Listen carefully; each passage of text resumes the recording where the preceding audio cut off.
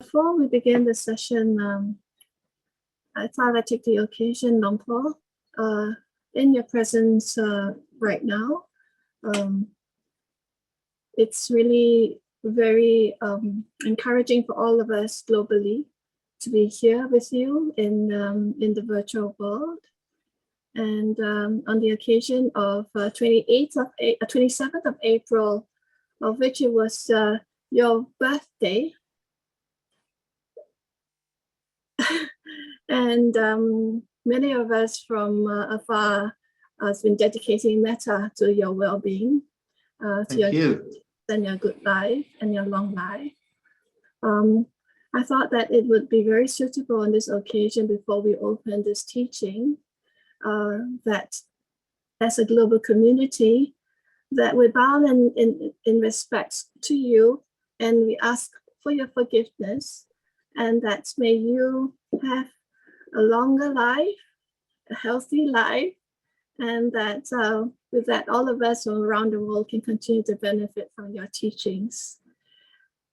I will request for Brother Shun Xiang, who will lead us in the asking of forgiveness. So imagine all of us bowing at your feet right now, Long Paul, in the Tisarena Hall. Okay, Brother Shun Xiang. Good evening, Long Paul. Hope you're well. Hi, Shusin. Happy belated birthday. Thank you. So we'd now like to formally seek our forgiveness from you. May we invite everyone to Peace Be Nanjali. Let's pay our respects together. 3 bows. Bow.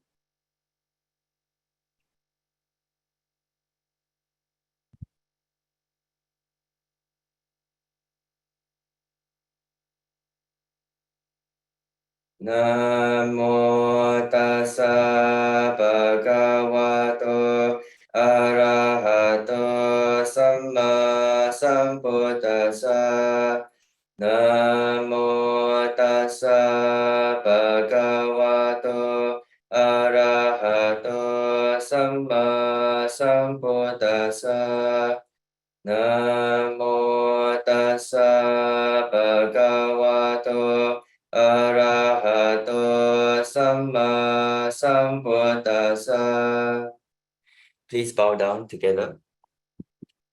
Mahathire pamatena tawaratayena katang sabang aparadang kamatuno bante. Mahathire pamadena tawaratayena katang sabang aparadang kamatuno bante. Mahathire pamadena tawaratayena katang sabang aparadang kamatuno bante. Aham kamami tumhe hipime kamitapang. Amama bante.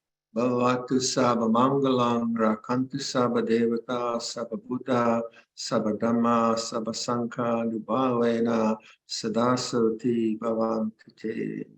Sadhu. 3 bows together. Bow. The bowing tradition.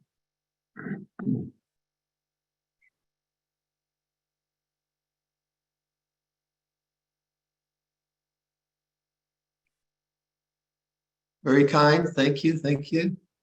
I need all the good wishes I can get.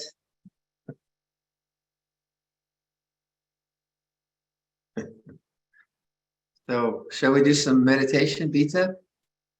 You up for that? Okay. Yes, right. Yes, Long Paul. Half an hour.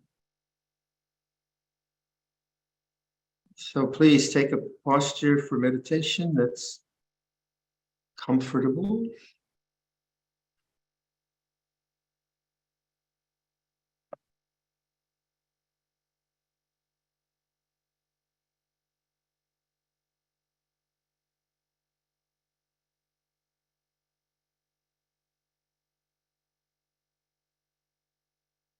awaken to the way things are by listening.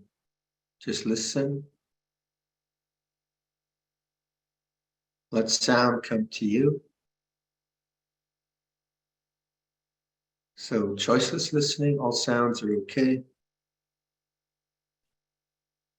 And notice the silence of awareness.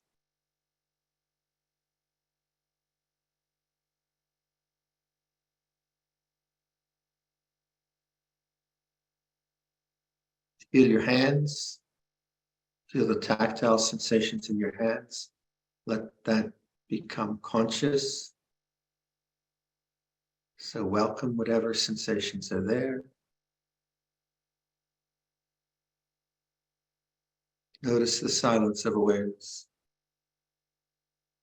Be that silent awareness.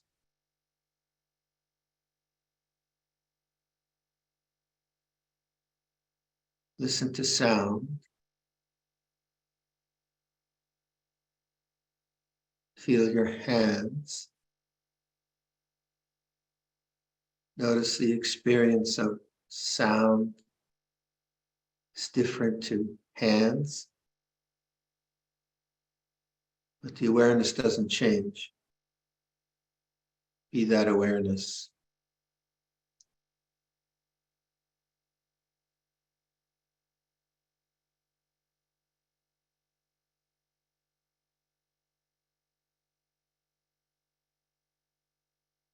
And just sitting as witness, just notice the way things are in the room you're meditating.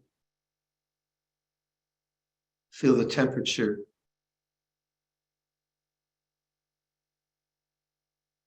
Notice the silence of awareness. Be that awareness.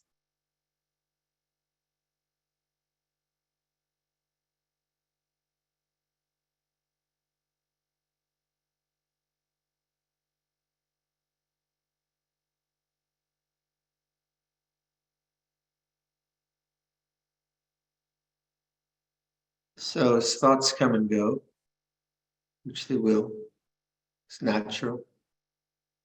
Be disinterested in thought. Practice disinterest. Don't try to get rid of. Don't get interested. Don't go there. Practice disinterest. Be the silent awareness.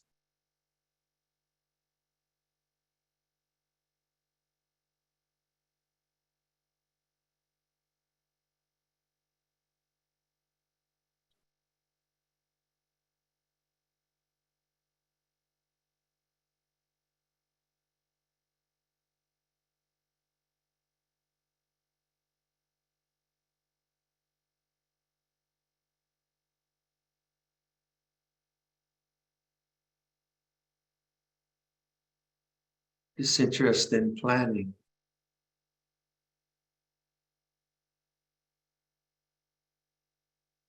Disinterest in the future.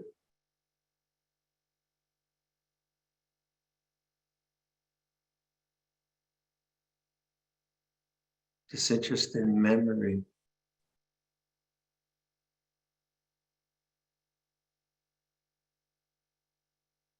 Disinterest in doubt.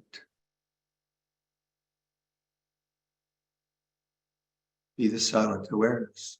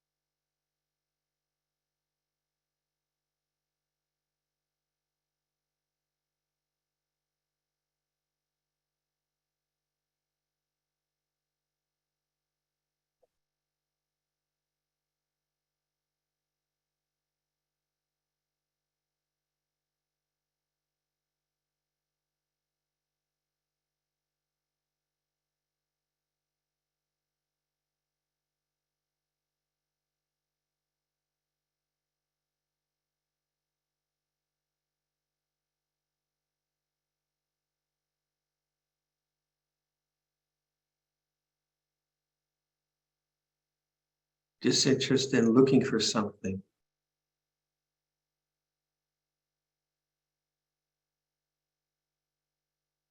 Disinterest in resisting.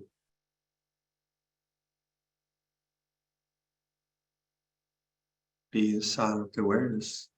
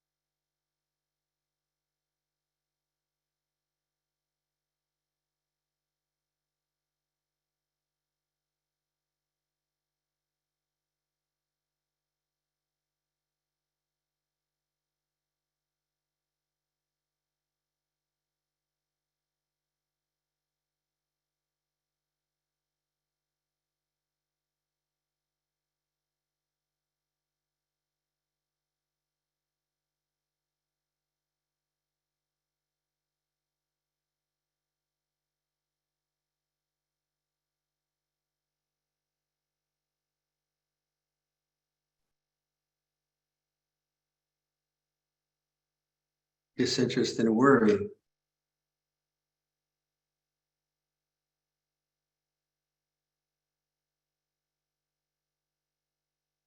Disinterest in thought.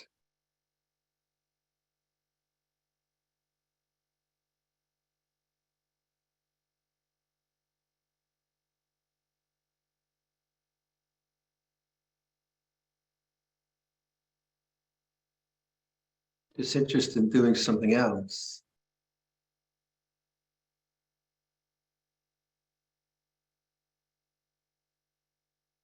Be the silent awareness.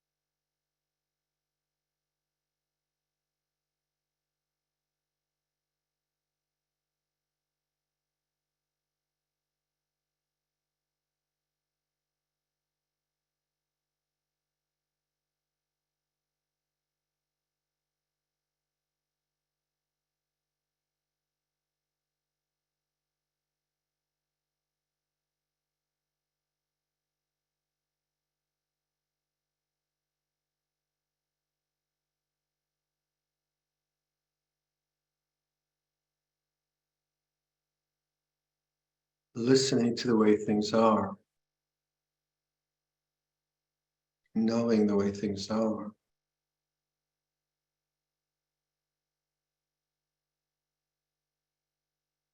Disinterest in judgment. Disinterest in analysis. Be the silent knowing of the way things are.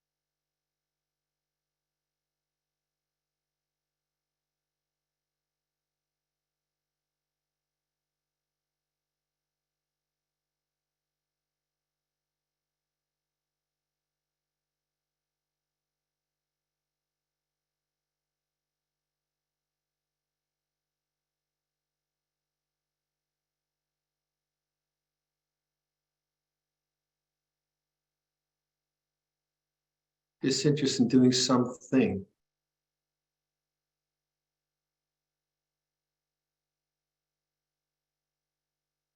Disinterest in finding something.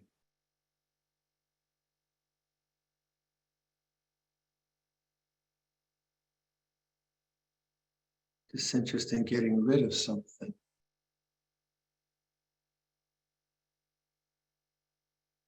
Be the silent witness of the way things are.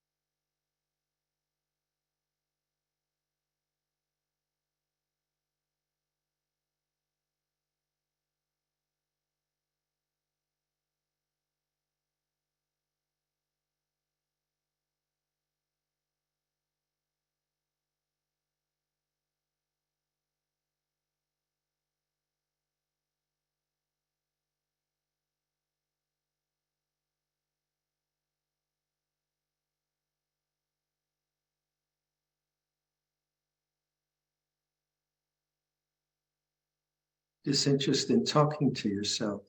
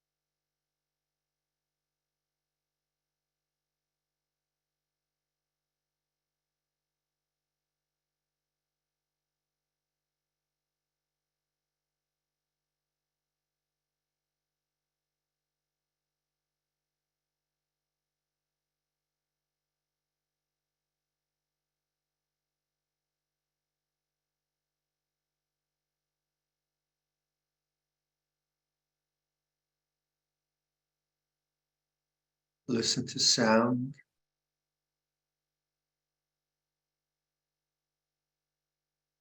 Notice the silence of awareness.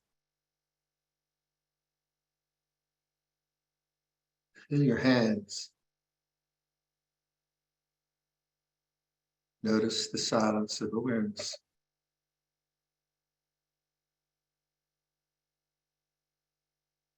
Be that silent awareness.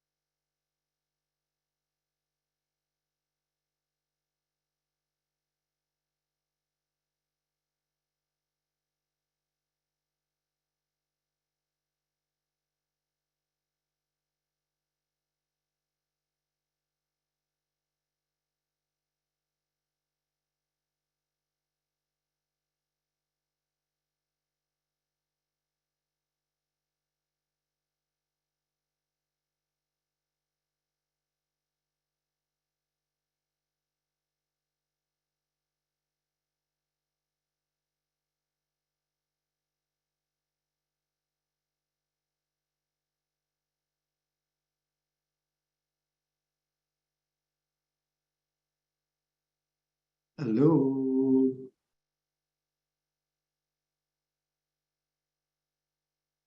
Thank you, Luang Por. We would now like to request Luang Por for a Dhamma talk.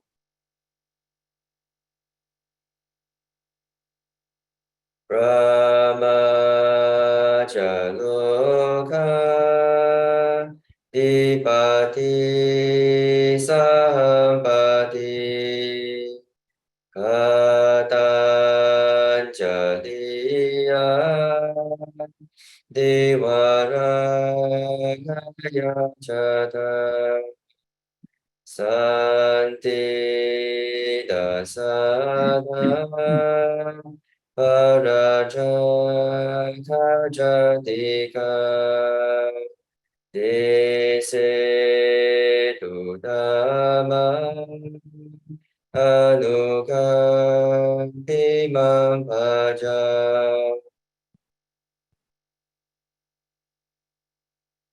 Namo tassa bhagavato arahato sama sambuddhassa.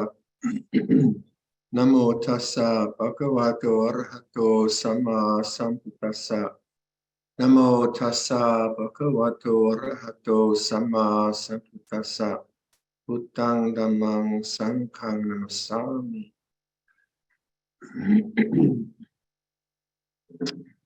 Hello again. A bit of news from Tisarana, maybe. The magnolia is in bloom. It's the first flowering tree. And there's some warmth in the sun. The snow's all melted. Lots of songbirds have arrived. And very exciting, we have a pair of swans on the big pond. And that they just arrived yesterday, we think, yeah?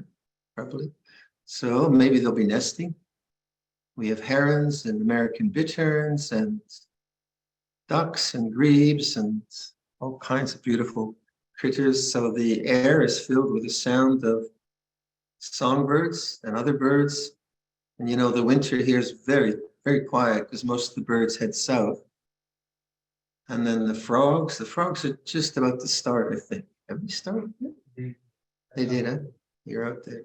So the frogs are starting, so it's alive springtime. And our project is going very well. Dharma Hall, it's probably still 10, 12 months away from occupancy, but it's a labor of love. The craftsmen are great. And so we're all very pleased with that.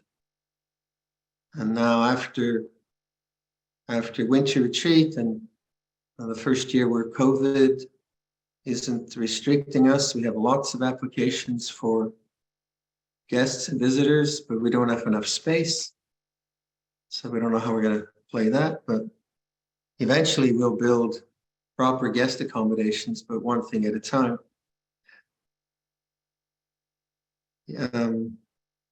So that's us. We're doing well. We just had a reading from Ajahn, which I often talk about this book, the Stillness Flowing. It's one of the great pieces of Buddhist literature, I think, in contemporary society, written by Ajahn. And so I'll just start with that.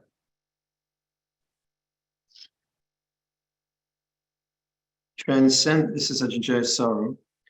Transcending the world required an understanding of what the world truly was, and what it meant to be born into the world.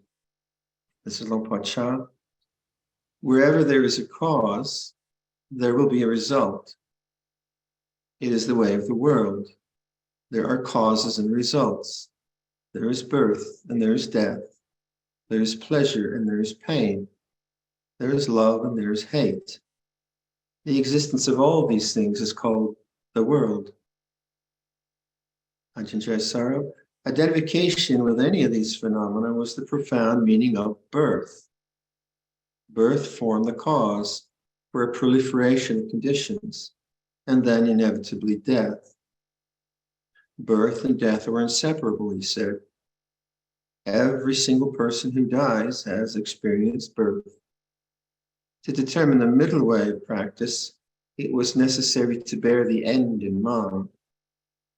The highest teaching of the Buddha is to put things down. Take hold of them and then put them down. Pick them up to see what they are, and when you know, then lay them down again. In the end, that's the way it has to be with everything. You have to put it all down. When you truly know all the things in your mind, then you put them down in a matter of course. If you don't, and it's, this is mine, that is mine, then you've got it wrong. If you really understand something, then you put it down. The teachings of the Buddha mean an end without remainder. Whatever there is must be brought to a conclusion, to a complete end. The term kinasavu means one who has come to an end of outflows. Know the good as good, and then put it down. Know evil as evil, and then put it down. Eventually, the teachings lead to an ending. Knowing the cause, you lay down the cause. Knowing the effect, you lay down the effect. So having done that, then where do you dwell? Beyond cause and effect, beyond birth and death. You abide there, where things are concluded, where they have come to an end. There is nothing there. The mind is at peace in the absence of cause and effect, birth and death, pleasure and pain. In that peace, there is no cause and effect, because the mind has gone beyond them. It is our ultimate aim in practice. The Buddha taught just this. What remains is for us to travel to that point. The Buddha has provided a boat and oars and left them for us to make use of. If we start to row, then the boat will move. If we don't, then the boat will remain motionless. The Buddha is the one who tells us what's what. He cannot do the practice for us. That is our responsibility.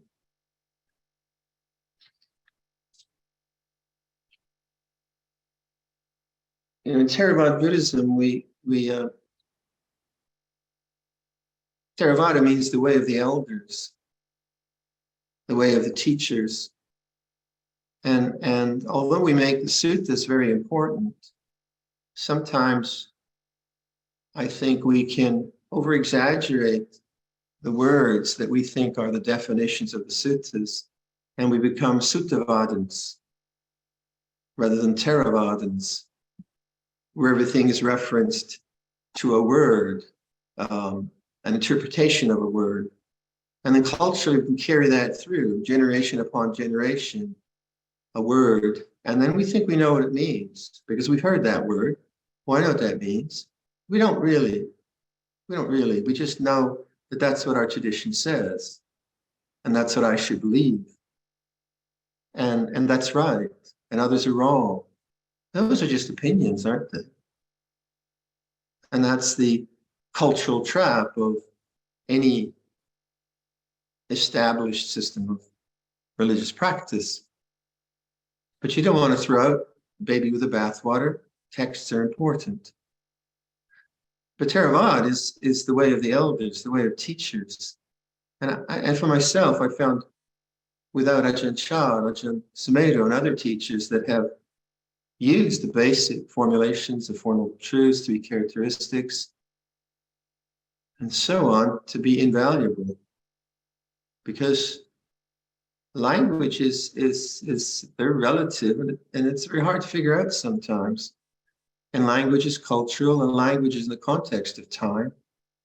And that's what I've reflecting on this is my 76th birthday, and just reflecting on the good fortune I had of good parents and good teachers and good friends, a good brother. The language that Ajahn Chah used, the language that Ajahn Sumedho used, it's contemporary language. It uses the idioms and anecdotes and cultural references that I can understand very, very easily. And so Theravada is that way of constantly reinterpreting the basic teachings of the Four Noble Truths in a way that's relevant to time and place, to this place and to this time. And I'm so incredibly grateful for that opportunity to be guided in that particular way. So when we, like us Theravadins, take that as an identity, and then we take those identities and simply argue about words and say this word means that, then of course we're just attached to language, and that can lead to a lot of conceit and arrogance. I came across a quote from Kafka's The Trial. It's only their stupidity that makes them so sure of themselves. It's quite a quote, isn't it? It's only their stupidity that makes them so sure of themselves. And we see that, don't we? We see people banging away with their views and opinions of this and that. And you look at them, you say, well, you're not very smart. There's something about you. So we're not, if we just get stuck in opinions and viewpoints about Theravada Buddhism, that would be Ditthupajana, attachment to views. And Ajahn Chah was adamant about that. Don't take any positions, because positions have cause and effect. So coming back to this reading, there's a kind of contradiction which I came across early on. The Buddha says there's something that's not causally linked, something that is not cause and effect. And so the way I've ingested that idea is through the famous allegory that the Bodhisattva, when he is protected by his king, the Bodhisattva Siddhartha sees old age, sickness, and death for the first time.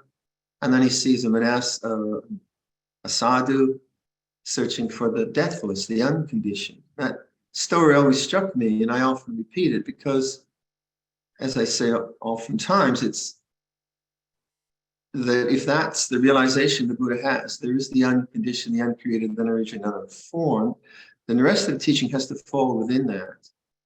It has to somehow address that or serve that. And so Ajahn Chah is saying that the peace is beyond cause and effect. And the kind of contradiction or paradox which I pondered early on was, well, how can I do something which is causally related to realize the uncaused? How can I do something in that way and get something called something uncaused? What is this peace? And so the ideas of letting go became very important, are very important, because letting go is not building up another cause and effect. It's getting out of the causal stream of thought and emotion and so on. And so this meditation, which I was using the word disinterest, and I've been kind of searching for another word, the word attachment and non-attachment, letting go. And that gets people a lot of hung up because they think they have to not be something or not have something, not do something. But being disinterested, I thought, well, that's a kind of neat way to consider our obsession with causality, with things, with objects. And that's the problem. We are constantly, our attention is taken up, mostly with thinking. This constant thinking, talking to ourselves, worrying about something, planning something, organizing something, fantasizing something. And of course, that preoccupation prevents noticing the peace of the mind, the uncaused peace of the mind, the background, which is always there. And yet, if we try to get rid of thought, thought's natural. Nothing wrong with thought. We have to think. We have to think a lot, actually, to survive in the world, don't we? It's just the nature of our existence. We have to analyze, we have to judge, we have to make decisions. We can't just hang out and be disinterested. We have to be interested. And yet, And yet there's a spiritual dimension to our lives which gets kind of missed if that's the only thing we do. We're always absorbing into the events of the world or the passions of our lives or the difficulties of our family life. And so meditation, it seems to me, is coming to a different space, not the space of objects, not the situation of things, but the situation of that which is behind things. And so the model or the analogy I like to use, is foreground and background. And the idea of the background is that, like, there's a disinterest in the foreground, disinterest in thought, disinterest in worry. It might be the word Bita, I don't know, but disinterest is not rejecting, but it's also not getting caught up into. And this is the great challenge for contemplatives and meditators, is the thinking mind. Because as long as we're preoccupied with the thinking mind, then that preoccupation prevents the noticing, the availability to the peace. And the peace is always there.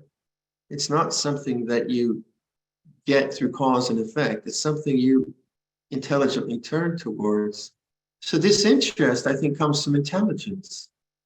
Like if I really realize that the thinking mind can never take me to peace, it's impossible, because it's a causally conditioned thing. It comes and it goes. And I see that clearly in my mind. I see that. That to me is intelligence. And where else do I go? Where do I go? If I'm interested in peace, if I'm interested in a spiritual dimension of my life, where can I go? Well, the only place I can go is to return to the silence of knowing. And this silence of knowing is like, I think in this meditation, hopefully, it's not very complicated. When I ask you just to listen, just in that moment where you actually do listen and not judge and not try to find a sound or get rid of a sound or be inattentive, you actually pay attention in the listening posture, then you notice the silence of awareness. Now, is that something you get or get rid of, or is that just something you notice because your attention isn't on an object? It's not listening to a particular sound, it's letting all sounds just be the way they are. And it's there, isn't it? It doesn't seem so far away. It's so very ordinary that we get bored with it. We get bored with peace. Peace isn't exciting. Peace is, it's boring compared to worry, compared to planning, compared to all the habits of our mind. And yet, if you try to get rid of worry, if you try to get rid of the habits, it won't work, because they're still interested in the habits. So this interest is not rejection, because rejection would still be, I'm interested in it. Trying to get rid of your thoughts, I'm still interested in the thoughts. Being caught up in my thoughts, I'm still interested in the thoughts. It's the middle way. Disinterest. Disinterest. It's an idea. Pick it up if it works, if not. But the thing about insight and intelligence and the path is, you really have to, and I was saying, we just did a lovely retreat near Parry Sound, which is 5 hours northwest from here by car. And a good friend from Toronto organized the retreat, very nice retreat. But I was just saying to folk that there is a tendency in Theravada to overstudy. One sutta, another sutta, another sutta, another sutta, another sutta, another sutta. And what happens, I think, is that can lead to confusion. There's more and more ideas that you pile on. Now, personally, something like disinterest, I think you could do that for a year. I mean, do you really need another idea to understand that deeply? I don't think so. I think actually you need to do the others, like put away all the ideas, take one idea and go deeply. And I think that is maybe one of the fallacies of academic study. Academics are brilliant people, and they do a brilliant job in presenting analyses and texts and translations, and we're grateful to them. But I think the question for the truly contemplative life is depth rather than volume and width and breadth. And depth to me seems taking an idea which somehow strikes you just one, and really taking that and reflecting on it again and again and again and again and again for a long time, until you bed it in, that insight that you have, or that interest that you have in that particular way of observing life becomes so much a part of your intuition, so much a part of your reflective capacity. It becomes you. So you begin to see like the Buddha sees. Whereas intellectual knowledge is just ideas. They're not bad, they're not wrong. And so if we have the example of Longpa Sumedho, he's been teaching Four Noble Truths for, 60 years? And we've heard his talks a few times, right? I've heard him a few times. And he just keeps deepening that practice for himself and for others, just keeps deepening it. There's some people who have actually said to them, oh, that's just for beginners. Yeah, well, I don't know. I think the idea that a teaching is for beginners is doesn't understand that you have to take things deeply. Remember, like a couple of years ago, I suggested some homework for everyone. I said, why don't you do resistance for a year? Vibhava Tanha in the Pali. Now, that word, Vibhava Tanha, desire to get rid of, I define as resistance. That's intellectually, okay, I got it. What's the next idea? But if you don't take that idea and really bed it into your practice, then it doesn't become powerful, and it doesn't lead you to powerful ways of letting go or disinterest in the whole phenomena of experience. So I would ask you, first of all, do you take teachings and imbibe them regularly? Like a good cup of coffee or whatever. And it is someone displaying their coffee mug from Perth. And it is like that. You take it in, but not just, oh, I read that already, but you write it down. So like this word disinterested, I really like this word. So I'll probably play around with it and you have to hear about it for the next year. Sorry. But it'll be something that, oh yeah, I like that. That's an interesting one. I'll play with that. Or I've used the word like availability, like for a few years, availability, which always brings me to presence. So when you do that, what happens is that your attention on the way things are is now being informed by some deep principle of Dhamma. Some principle of Dhamma that you feel somewhat interested in or inspired by. And then each time you remember that, or you read the same thing again, you remind yourself, you begin to see that part of the teaching which the Buddha is asking us to look at. And as you see that, you see like the Buddha sees. You see Dhamma, you see the way things are. And that, of course, is the path to freedom, the path of peace. But if the ideas are just left as ideas and Buddhist ideas that you like and so on, you might get a good mark in your high school exams, as some of my friends have.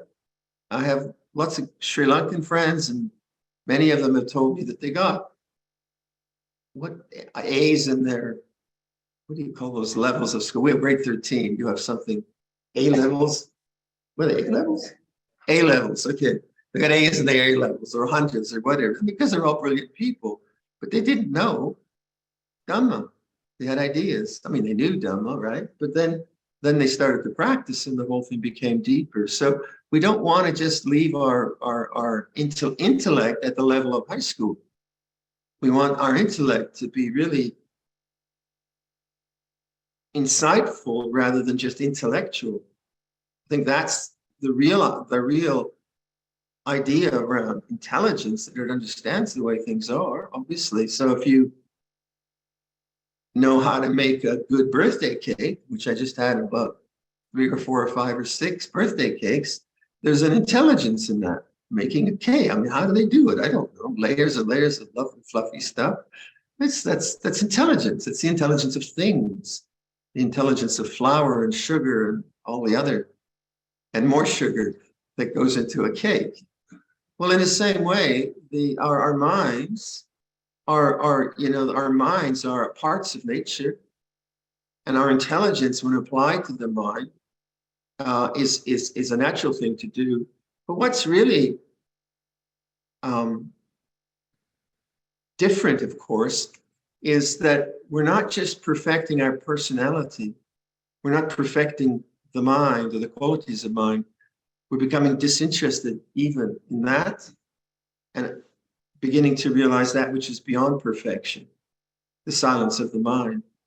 So in Theravada Buddhism, we obviously need a good grounding of good living, of honest living, of caring for each other and caring for the planet and our water and our trees and being honest. And this is very, very important. If we don't have that, we have nothing. And then having a sense of kalyana mitta and friendships. This is very, very important. But then it's not just that, because no social structure, no ecological structure, no mental structure is really where it's at. It's what's behind it. It's the peace of the mind that's behind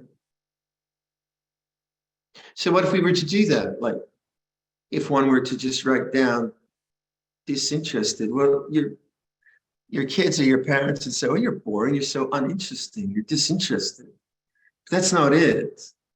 I mean, I'm interested in woodwork, I'm interested in weaving, I'm interested in people. Interest is fine, that's fine, but it's always limited. So you kind of challenge that tendency to always go out into objects. The mind going out is the cause. The result of the mind going out is suffering. The mind knowing the mind. What is the mind knowing the mind? The mind knowing the mind is the path. The result of the mind knowing the mind is the end of suffering.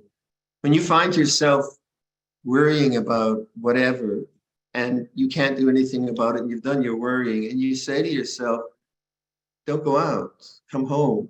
You touch the peace of the mind. Thought is like this, disinterest. You keep returning to the background, to the peace of the mind. This takes a lot of training.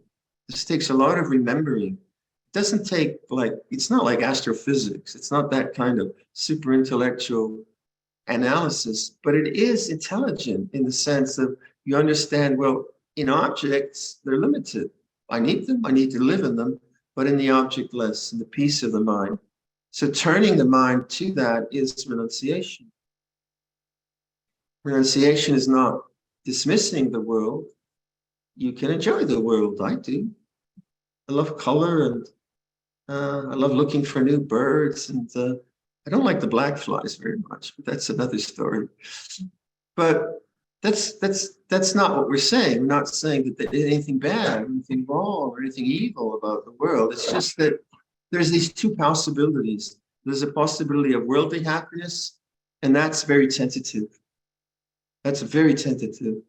Who did I hear about? Someone who I know who went through who was driving, and someone went through a stop sign, sideswiped them, person's dead, friend is crippled, broken back, and that happens. And I don't want anything to happen, but worldly dhammas are very insecure. That's why we always sort of bring that up, not to make you all depressed and think the world is terrible, but to say, well, there is also this piece of the mind which is not dependent on the world, which is not dependent on sight, not dependent on sound, not dependent on taste, on emotions, on relationships.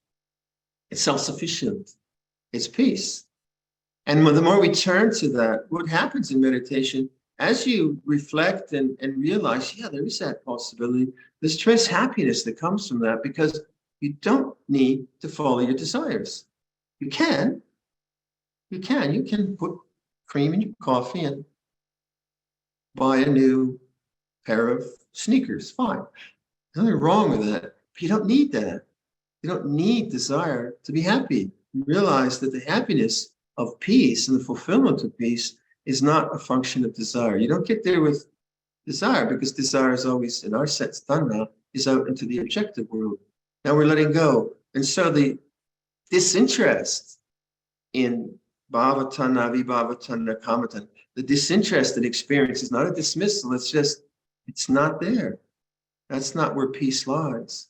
Peace lies in the background. And that's a tremendous relief and a tremendous happiness. And then because the one's kind of energies are no longer consumed by getting or getting rid of, one is available for helping and doing and all kinds of lovely things to serve. First and foremost, that I think that understanding of what does dispassion mean? What does disinterest mean? What does turning away mean? What does renunciation mean? Those are words that are quite common in spiritual practices. They have a profound meaning.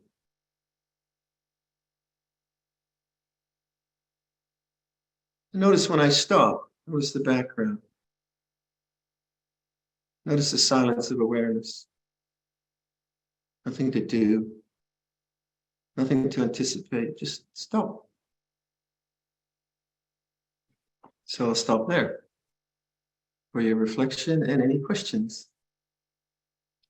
Andamayam o vadagata sadhu karang kadamase sadhu sadhu sadhu anumodami.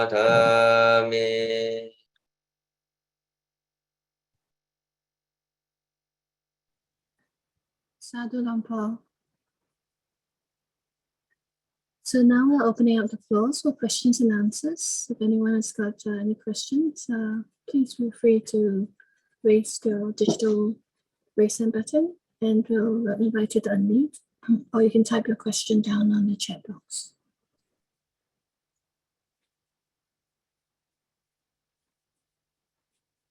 Anyone got any comments, feedback, questions?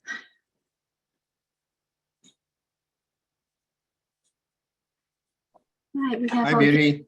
from Perth, Miri. Greetings, Rangpo. Hi, Miri. Hi. I loved hearing your description of the songbirds and or the spring. My question is I have been doing a bit of meditation practice, and it's a strange thing that seems to be like fractured things happening. Like on the one hand, there is this background silence, which is wonderful. But on the other hand, it's as if there's also a gratitude for the things that I have. But that's also coming with a sense of precariousness.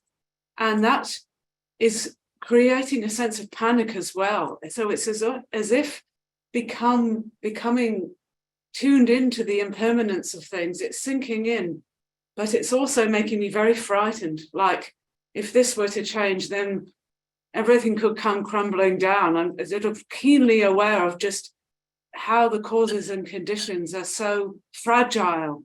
Like if anything happened to, say, my husband David, I would collapse in a puddle or something.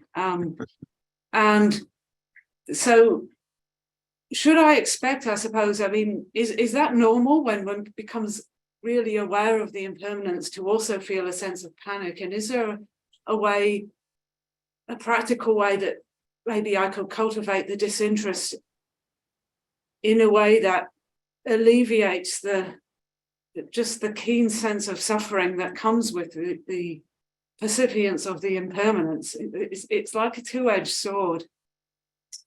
And yeah, it's like you got your feet in two worlds.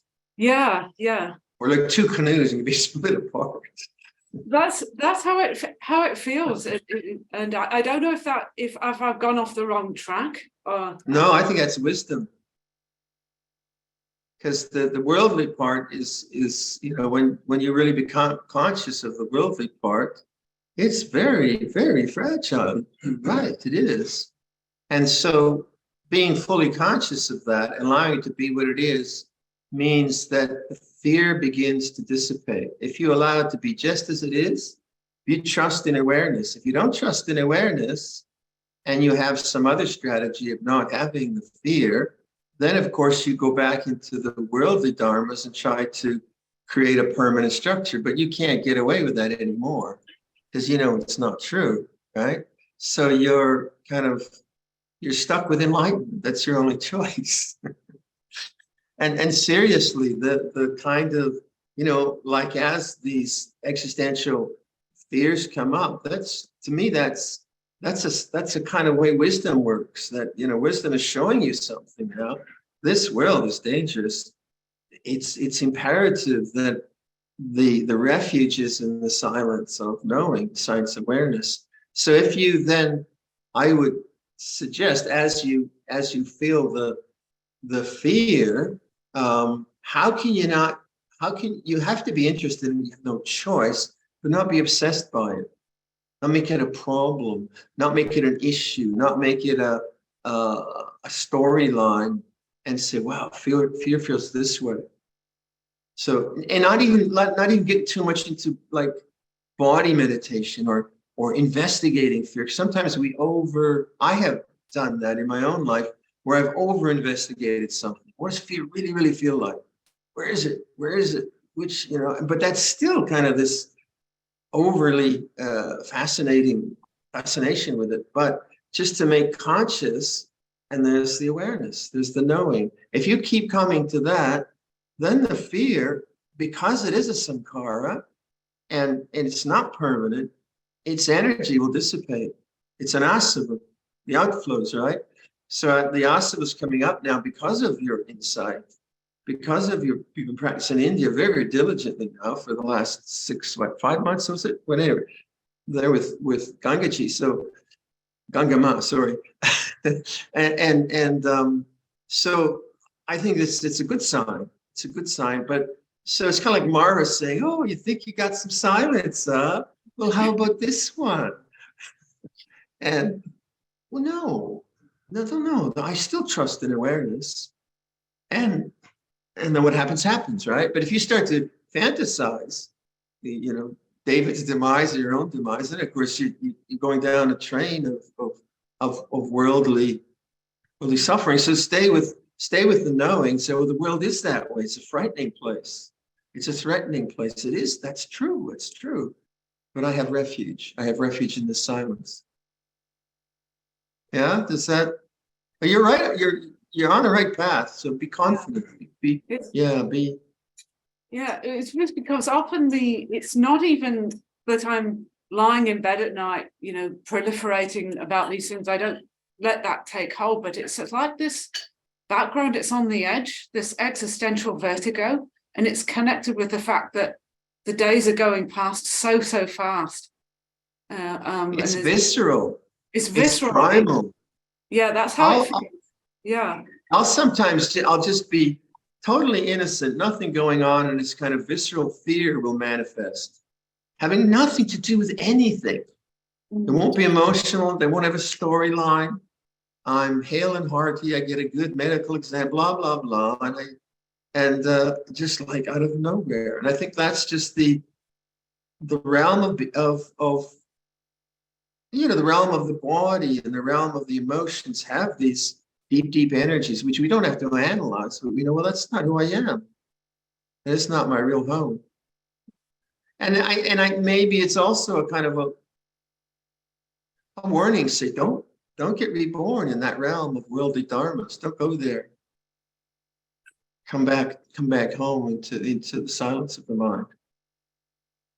And you know, like Lompo Liam's enlightenment statement, or those pieces in No Worries that I often read, and in that, you know, he's going through incredible practices and one experience after another experience, and very profound. And at the end of each one of these sessions, he just says, I wondered what that was, but things were just the way they were, or things are just the way they are. And that clarity of awareness, really impressed me in that reading.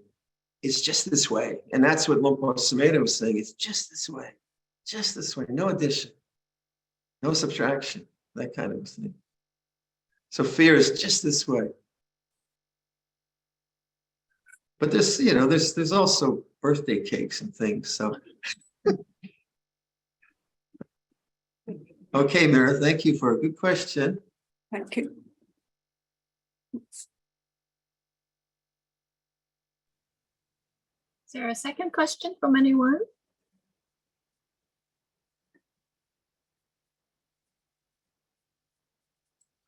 No more questions, Lompo?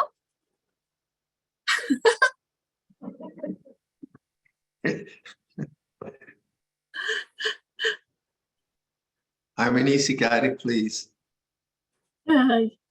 Yeah. Well. Oh, here we go. Okay. Ciao. Ciao. Hi, Ciao. How are you? You in Ottawa? Oh, unmute yourself. Okay. Thank you, Longpo. I have a question. So after Dhamma talk or meditation, I feel lots of peace, but then I would like to sustain the peace. So is sustaining the peace also a desire that I need to let go? Well, Thank you. desire is both wholesome and unwholesome. It's skillful and unskillful. So the word desire in English covers a real broad range of possibilities. So if I'm cold, I have the desire to put on a coat. That's a good desire, so I don't catch cold and so on. So where desire is considered negative in Buddhism, so it's called tanha, craving. And craving is always about sense experience or about sense of self. So being constantly preoccupied in sense experience is kama tanha, desire for experience. Bhava tanha is always the sense of becoming in the future and going somewhere. It's an ego kind of thing. And vibhava tanha is repression, suppression, and so on, also ego kind of thing. So those are considered the problem. Whereas the word chanda, we have another word, chanda, and that can be kusala chanda or akusala chanda or dhamma chanda. And the kusala chanda or dhamma chanda refers to good desire, wholesome desire. If we didn't have that, we wouldn't do anything, right? So be careful of the word desire. And so wholesome desire is a desire to return to that peace and understand that peace because it's intuitively correct. It's intuitively a good place that is healthy and wholesome. So then the question is, how can I remember that peace of mind in the midst of my busy life, right? Now, if you just try to get back to that peace of mind by getting rid of things, then that will be vibhava tanha. You'd be trying to get rid of something in order to get rid. So it's not about craving. It's about the intelligence of awakening. So as you live your life, are you retired yet? Or are you still doing computers? And you're almost retired. Anyway. Almost retired, yes. Almost retired. So you go to work and it's busy and confusing. Then you have to constantly remember, confusion feels like this, busyness feels like this. You constantly come back to awareness. But it's not the same peace that you have in your home where you are protected, where your senses aren't being bombarded. So the sense experience is coarse. But sense experience can be known, coarse experience can be known from a place of peace. So you want to be careful not to make the mistake of thinking that environmental peace is the same as inner peace. And so what you do is you do exercises. You're in some situation and there's no real responsibility you have. Maybe you're waiting for something and it's noisy. Then you contemplate, a noise is like this. And then you see that the mind is peaceful with the noise. So it's not an environmental thing. Environmental peace is helpful. I love it. This place is very peaceful and it's conducive to inner calm. But external circumstantial peace is unreliable. So you start to kind of think, well, what is peace anyway? What is it really? Is it like an experience, like I went down to the lake today and it's very calm and still and beautiful. It's very peaceful. But is that the peace we're talking about? Or is it the silence of awareness? And that's what you want to differentiate. And then in situations of complexity, how can you remember the silence of awareness in the midst of noise and emotions and complexity? Can't do it all the time. You get overwhelmed and all that, but you start to do that kind of training or remembering in the more complex situations of life. Then your desire for peace is coming from right understanding, right practice. It's not just coming from the desire to get rid of non-peace. Make sense? Yes, thank you. Okay, good. And then come and visit us here and go down to the lake and get both. Yes, on Monday. On Monday, I got a ride from great. Nisanka. Okay. Yeah. Okay, it'll be Thank good you. to see you. Yeah, thanks. Okay, ciao. Thank you. Okay. It has all been very clear, Lumpur. What's that? Today's teaching has been very clear. Either it's very clear or Right. Okay. or we're still confused. Yeah, if you make it too intellectual, people bring a lot of questions in. But you just keep it simple and people don't know what to say. So it leaves Okay. us all now to perhaps request a Lumpur to lead us in the chanting of the Buddha's words on loving kindness. Good idea. You're gonna put them up, yeah? I'm going to put them up now.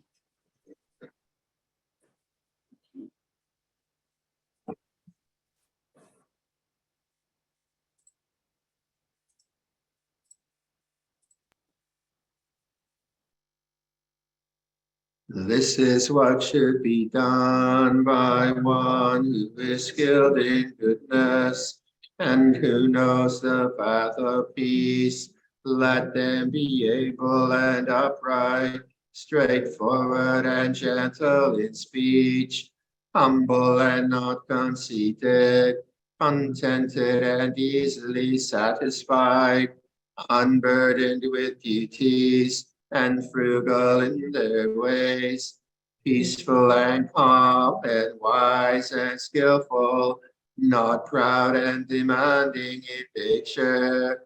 Let them not do the slightest thing that the wise would later reprove, wishing in gladness and in safety.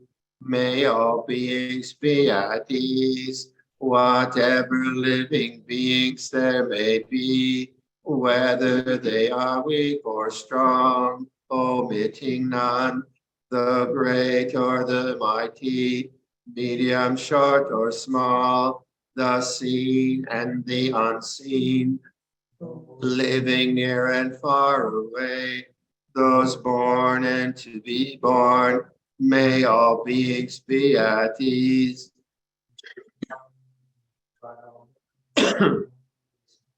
Any being in any state, let none through anger or ill will,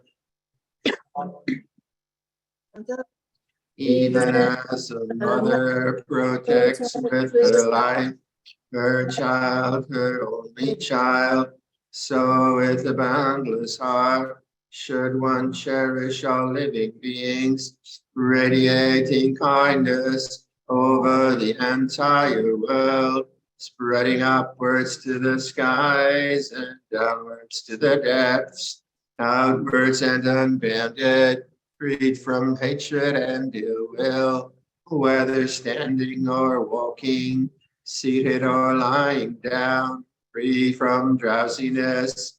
One should sustain this recollection. This is said to be the sublime abiding, by not holding to fixed views, pure-hearted one, having clarity of vision, being freed from all sense desires, is not born again into this world.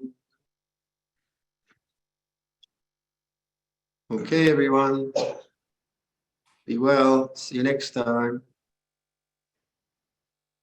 Let us all now pay respects to Luang Por as we take leave.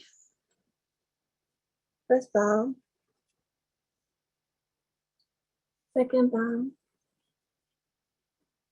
Final bow. Have a good weekend, Luang Por. Okay, you too. Ciao. Bye.